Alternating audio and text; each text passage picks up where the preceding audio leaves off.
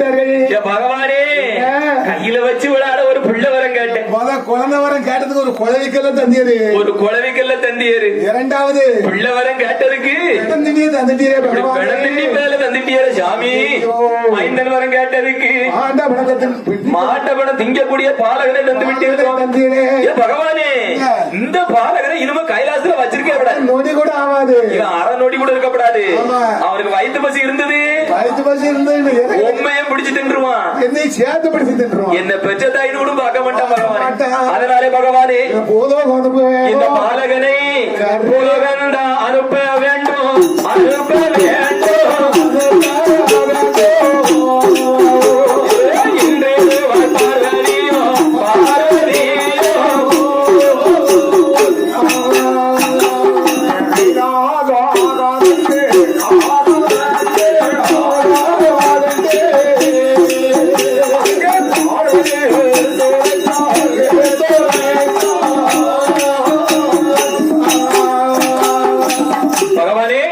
இந்த பாலகன் அரை நொடி கூட கைலாசமாகாது.